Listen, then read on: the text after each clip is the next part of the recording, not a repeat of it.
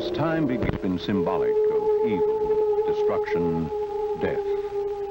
Out of the slime and darkness it comes to inflict its life-destroying poison on the careless, the unwary, the unprotected. No sane person would deliberately expose himself to its venom. No intelligent person would venture within striking distance of its fangs. Yet today, young people are flirting with a poison every bit as deadly as that of the snake.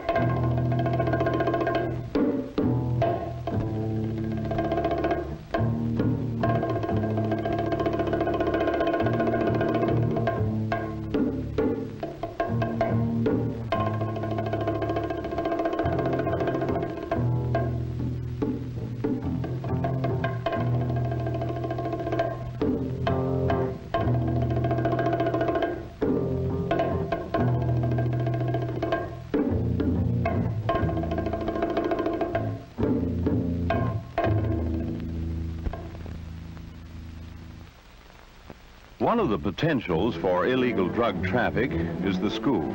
Here, the connection can be found with these peddlers of misery who prey on the unwary, the uninformed, the curious, the thrill seekers. Most young people will continue through life as normal, responsible citizens. Others, the shunted and unloved, the unguided, the seekers of thrills and kicks are candidates for the slave world of lifelong drug addiction. But no one is immune. How does it happen? Where does it start? What are the signs? The pattern is generally the same. Take a lack of responsibility, the inability to make right choices, add to it ignorance and indifference, and top it off with a desire for escapism and kicks. The sum total is then conceivably found in the bennies, the reefer, the pop needle. Take John Scott. He'd be the first to laugh at the thought of his being hooked. Sure, before the last exam, he took a couple of bennies to pep him up, but so what? Everybody knows a couple can't do any harm. What he should have known is that not only are barbiturates dangerous to his nervous system, but they destroy the inner resources he has now to overcome the obstacles of daily life. But he's too busy with his girl, his car, his sports. The little problems he has don't seem too important. He knows he's failing in English and on the borderline in math, but he's not really worried. He knows he'll be okay on the next exam. Sure, he'd be willing to come for extra instruction on Saturday, but Saturday's his practice day. He's doing well in track, and he feels he will do better. With more training and practice, he might even get to represent the school in the state finals. But word has come down that his grades aren't too good. Unless he pulls them up, he can be put off the team. A normal enough problem with a normal enough solution. Hit the books a little harder, get a little help, and pull them up. It will mean giving up some fun and weekends, but he knows he can do it. If necessary, he can cram a few days before the exam and even pep himself up on bennies. He handled them before, and he knows where to draw the line. He knows he'll never go beyond that step. But someone else knows John has taken his first step toward drugs. Someone who is willing to help him take the second and the steps where eventually he becomes a member of that tight society of drug addicts. To John, it seems perfectly natural and innocent to bump into an old classmate. He hasn't seen Pete since he dropped out of school last year. From the looks of him, he seems to be doing well on his out-of-town selling job. What John doesn't know is the selling job is pushing dope, and the long absence from town prison. Their accidental meeting calls for a little celebration, and Pete has just the thing. There's a little private party going on tonight, plenty of fun and laughs. Take a break a little. It sounds good, but today's his father's day off, and John needs his help with some school problems. If there's another party sometime, maybe he can make it then. But Pete isn't interested in sometime or maybe or squares. If you want to swing, call him. Right now, he's got to split. He's got to find fish ready to be hooked.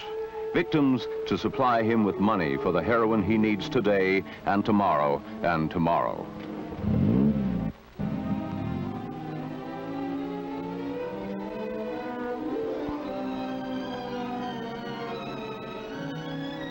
Compared to Pete's problems, John's are nothing.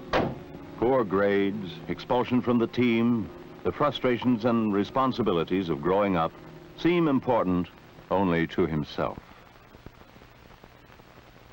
All he needs is a little help, a little guidance, a little understanding. But the help, the guidance, the understanding are not there when he needs it. His parents are away just when he was counting on them to be home. His problems must wait for tomorrow, or he can solve them tonight alone. Only he can go just so far alone. During his childhood, he was loved, helped, protected. Suddenly, that's all gone. Now he's in a man's body, he's expected to be a man, to stand alone on his own 2 feet. This he will gladly do, but he needs a little push. He needs someone to help him over the hump of schoolwork that's troubling him. Today, he's had it. The studies can wait until tomorrow. He knows he can finish them then. What he doesn't know is behavior habits formed long ago are now taking over. The practice of putting things off, making excuses, shirking unpleasant tasks is strongly etched in his character. It's Saturday night, and everyone else is out having fun. It's the best excuse in the world to join the party.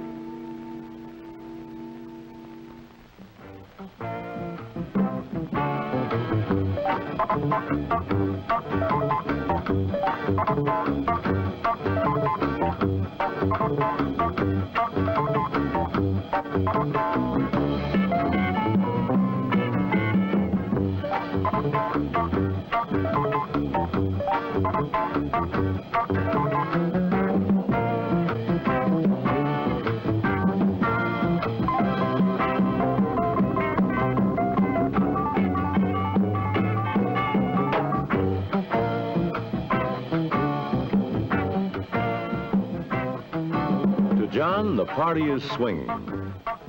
Just the thing he needs to pep him up. The stage is set, the principal players are in position, the curtain is up. John doesn't realize it, but he has just been cast as the star fall guy in a real-life tragedy.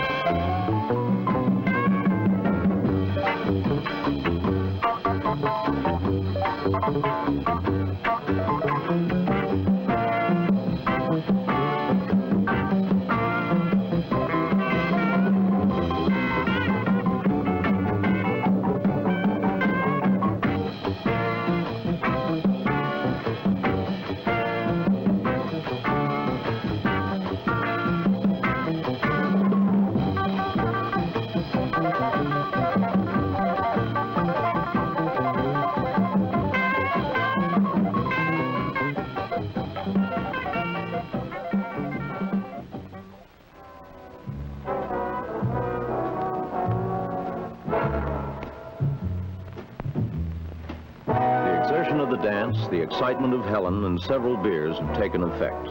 Inhibition and caution are forgotten. When Helen suggests they have a few more beers, he's all for it. Why not? Everyone else is doing it. To refuse would be square. And that terrible label must be avoided at all costs. Besides, he's never been high on it before, and he never will. He can handle the stuff.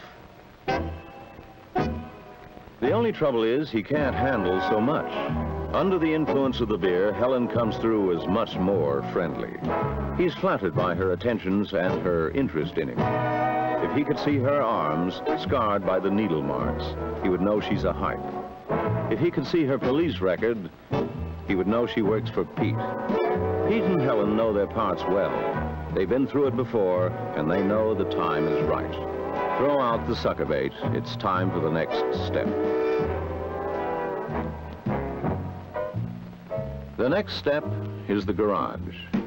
There, some of the gang are really blasting. That's where the real action is.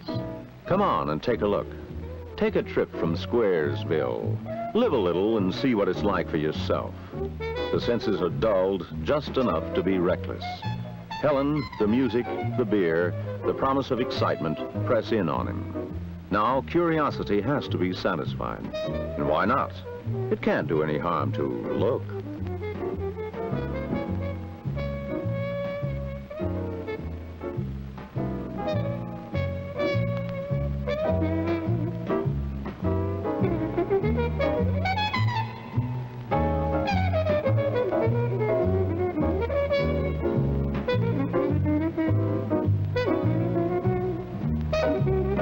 This is the real action, the pot party. The trippers, the grasshoppers, the hip ones, all gathered in secrecy and flying high as a kite. Outside the boundaries of their phony world of kicks is the ever-present possibility of discovery. This must be avoided at all costs, for discovery brings with it the penalties of society: shame, arrest, prison. So destroy the evidence, leave not a trace, burn it in paper trash. That way they can deny possessing the illegal marijuana. They can say the flaming can is part of a game. They can lie, they can swear. This time the gang's lucky. It's not the law, or discovery, or problems. It's just their supplier, Pete, with his #1 chick, and a new guy looking for kicks. Forget it, man, and get with the countdown. Shake this square world and blast off for Kicksville.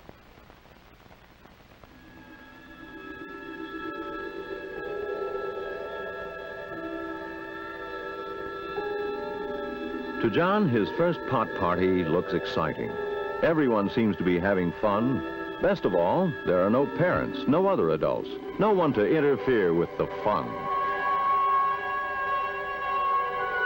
The feeling of importance, of belonging, of putting one over is taking hold. Pete intends to tighten that hold, to squeeze it, to hook it, to lock it in. Now's the time to introduce the joints. But Pete has learned the rules well. A pusher can never be caught with the stuff on him. Instead, he must leave it, stash it, get it from a flunky.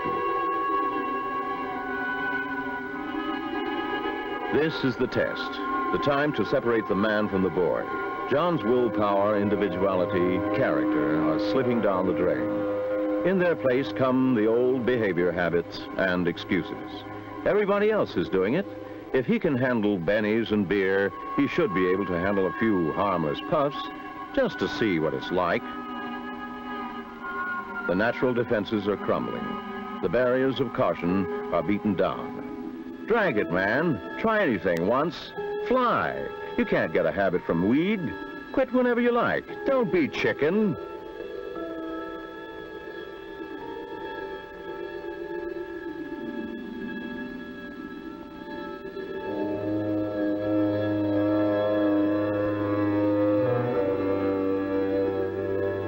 Come on, man. Get with it. Under the proddings of the gang, the effects of the atmosphere and beer, the desire to belong, he chooses to go along.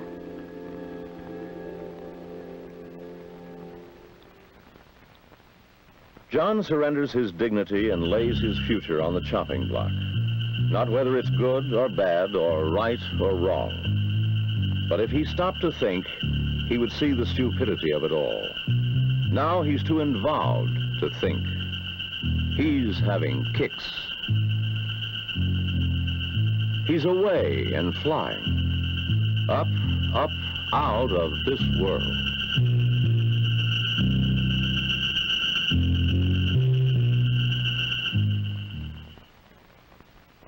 But everything that goes up must come down. When John came down, he landed with a thud. Due to the effects of the alcohol and the late hours at the party, the following day he was too tired, too sick to study. Now, facing another school day, he finds the same problems, the same responsibilities are still with him. As well as arguments, traffic violations. And as the days go by, he looks for more kicks, more escape from the troubles he brings on himself. Each time he feels the need for kicks or he's troubled, he returns to marijuana. He knows that marijuana isn't physically addicting. He doesn't know he's become psychologically dependent on it. But he's not worried. He knows he can handle it. In time, the continued use of marijuana causes psychic and physiological changes in his body. While under the influence of marijuana, his blood pressure increases. He feels unusual hunger and his central nervous system changes. His perception of depth and dimensions is radically changed. A low curb appears as a precipice. With a distortion of sight and sound, time is suspended. Fast action appears slow. The whole world is distorted. When the big blow comes, angry, resentful, humiliated, sinking into the pit of despair, and he needs help to pull himself out. But where should he look for it? Whom should he ask? The coach won't give him a break. The teacher? He's already failed him, so why keep on with studies? His parents? They don't understand anything. Religion? What a laugh that would give the gang. Those resources and others are available to him, but he thinks only a pal can help. Help split this square world. Help him forget everything and everybody. He's been dragging the weed now long enough to want to try a bigger kick. In his present frame of mind, the bigger, the better. Psychologically, he's ready to make the big C. His pals have introduced new props, and he's anxious to examine them. Caution, intelligence, normal defenses go up in pot smoke. Hank is a real hype, a hooked mainliner beyond hope. He is long past getting any kicks from marijuana. His body is conditioned to heroin, one of the most powerful, dangerous drugs known to man. So dangerous that its importation, even for medical uses, has been banned in the United States since 1925. Every day, the cost of his habit rises. $80, $90, $100 a day and more. Every day, he must have increasing amounts of the drug. To get it, he will lie, steal, murder, even trap the innocent. The outfit that he uses is the drug addict's only friend. With it, he can exist in his living hell until the next fix. Without it, he will suffer the unbearable tortures of withdrawal from the drug. To prepare the venom for his bloodstream, he empties heroin onto the spoon. Every grain is precious and cannot be spilled or wasted.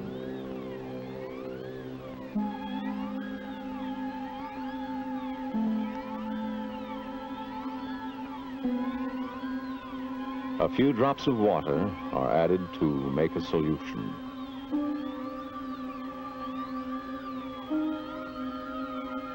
Then the small wad of cotton, usually dirty, is placed on the spoon to serve as a filter. The solution is then drawn through the cotton filter and into the needle. This cotton is saved and used again and again, for if the addict is ever caught without the drug, he can cook the cottons and squeeze out a small amount. This is it then, the big time, the main line, the high point of every drug addict's existence. Of every 1,000 hikes who ride the toboggan to hell, only a few ever get on.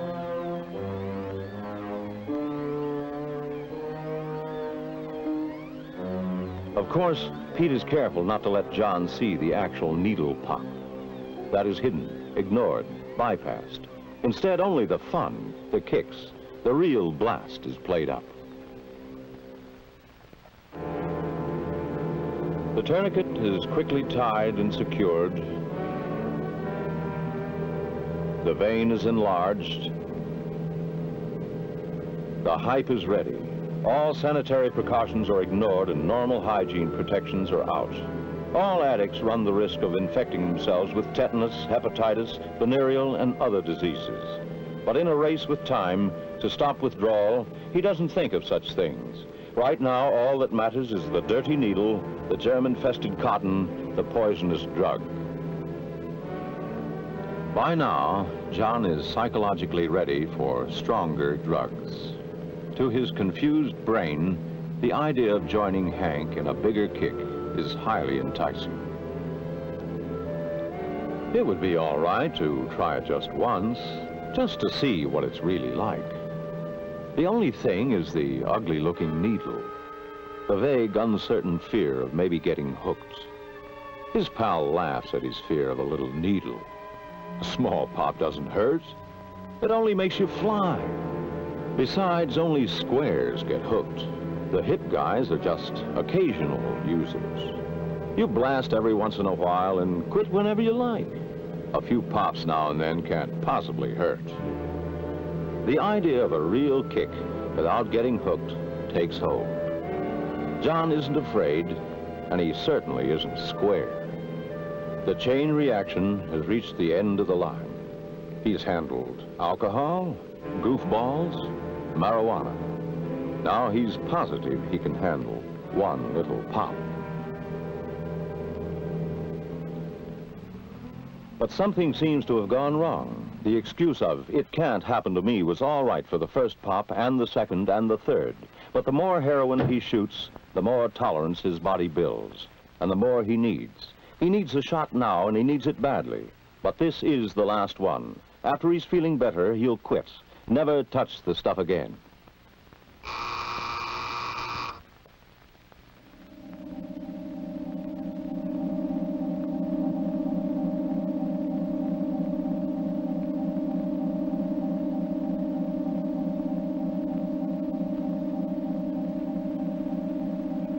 Hank immediately recognizes the withdrawal symptoms in John. Nervousness, nausea, watering eyes, running nose.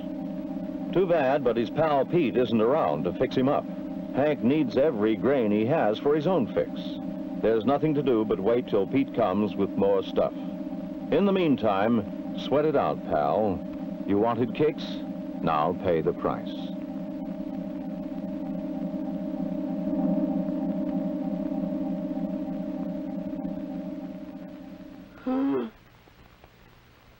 At first, it all seemed like such harmless fun. It was hip to go along with the gang. But where's the gang now? Why aren't they with him when he needs them most? Too late, he realizes that by joining to belong, he's more alone than ever. This is the one trip he must take all alone. Only he himself can experience the unbearable agony of withdrawal. Alternately, he will feel chills and burnings. Violent muscular cramps will rack his tortured body. He will vomit and then retch in uncontrollable convulsions. The agony will reach its peak in 36 to 72 hours, then continue for 2 more weeks. In the meantime, he must obey the rules of the drug addict's world of secrecy. His screams of pain can bring discovery. Worst of all, they can bring the law and forcible denial of the hell drug addicts must have. So cool it. Cut it, strangle it. In the jungle land of narcotics, it's fight, claw, kill, and every man for himself. The demons of withdrawal pains have increased their torture. They run rampant through his body and prepare to multiply themselves hundreds of times again. Ironically, the only relief from his demons is through the very poison that originally hooked him. The same heroin that will bind him ever more tightly to his living hell. But the blessed temporary delivery is not given through any noble, charitable motives. It's just the final step in Pete's carefully laid plan. He's made another junkie and another source of money. Now, with the hook in deep, he twists it to make sure the victim will never get away. Now that John has experienced the horrors of withdrawal, he will make sure he gets his junk every day. His pal Pete will be glad to supply him, but only for money, plenty of money.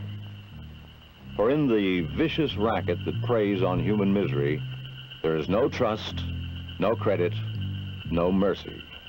It's cash on the line or the unbearable agony of withdrawal. How to get the money presents tremendous problems. To secure this money, John must now do things he would never dream of doing before he was hooked. First, he sold his wristwatch, then his hi-fi. Today, it's his mother's best silverware. Although always pressed for more and more money to support his habit, John must preserve outward appearances. Every day, he must go through the motions, the pretense of living a normal life. No one must ever know he's a hopeless junkie. But the law enforcement officers, ever alert to the deadly drug traffic, are about to know. Helen, the swinger, the hip chick of the gang, has been picked up for shoplifting in a downtown store. Her previous arrests for shoplifting and prostitution, her addiction to narcotics, weigh heavily against her. But the shame, the stigma, the prison sentence she faces are of second importance now. Her immediate problem is getting another fix to hold off the terrible withdrawals. In police custody, she knows a fix is impossible, so she will settle for the next best thing and cooperate with the law. She will sell the gang, her friends, her soul for the help she needs to face the coming withdrawal tortures. Swiftly acting on her lead, those of the law strike back, and another small tentacle of the drug octopus is cut off.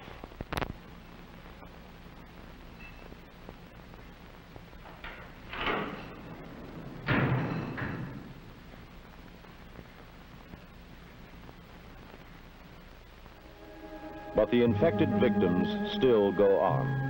With a police record to haunt him as long as he lives, John uses the leniency of the law sometimes allowed first offenders. So, he enters a government hospital for the very best treatment modern science can give.